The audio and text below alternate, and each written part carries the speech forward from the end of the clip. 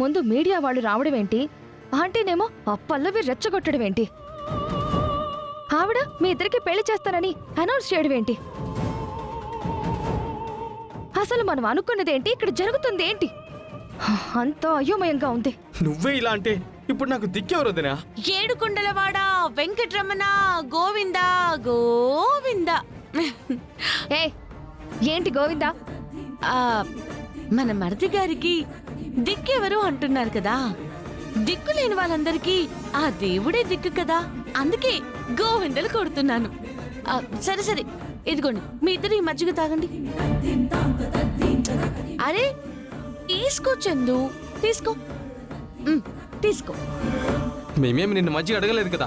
నన్ను అడగాల? నేనిచ్చిన ట్విస్ట్లకి మీ మత్తులు పోయి మీ బుర్రలు హీట్ ఎక్కిపోయి ఉంటాయి కదా, అందుకే చల్లబడతారని చెప్పేసి చల్లగా ఈ మజ్జిగ తీసుకొచ్చాను. అసలేమనుకుంటున్నావే నువ్వు?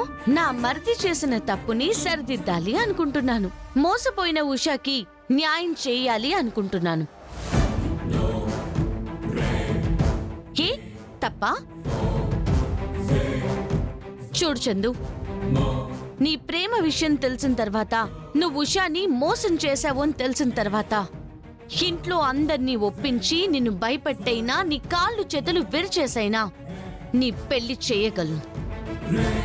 కానీ అలా ఎందుకు చేయలేదో తెలుసా? నిజంగా ఉషాని మోసం చేసింది నువ్వు అని తెలిస్తే ఈ ఇంట్లో నీ పరిస్థితి చాలా దారుణంగా ఉంటుంది. ఆ పరిస్థితి నీకు రాకూడదని నేను వెయిట్ చేశాను. ఇప్పుడు అత్తయ్య గారు కూడా మీ ఇద్దరికి పెళ్లి చేస్తాను అని అనౌన్స్ చేశారు కాబట్టి ఇక్కడ నేను హ్యాపీ, అక్కడ ఉషా హ్యాపీ, ఇంకా నువ్వు కూడా హ్యాపీగా ఉండు. నేను హ్యాపీనా? దాంతో హ్యాపీనా? పళ్ళు రాళ్ళ కొడతాను. మరెందుకు తనని ప్రేమించావు? ఆడపిల్లంటే ఆట వస్తువు అనుకున్నావా?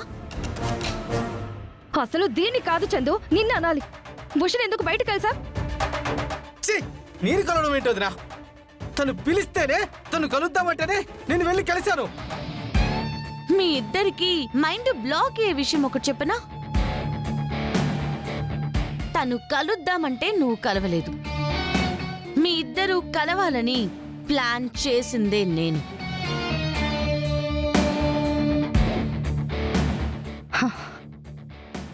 అయితే మొదటి నుంచి డ్రామా ఆడుతూనే ఉన్నావన్నమాట. Yes, obviously.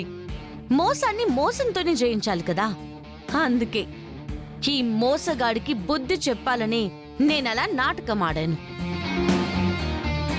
చూడు చందు, అనవసరంగా బేషాజాలకు పోకు. దీని మాటలు నమ్మి నీ జీవితాన్ని స్పాయిల్ చేసుకోకు.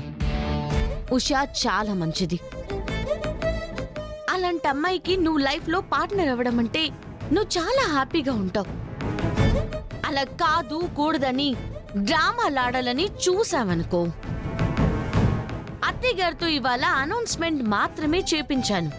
రేపటికల్లా నీ పెళ్లి కూడా చేయించగలను, చేయిస్తాను.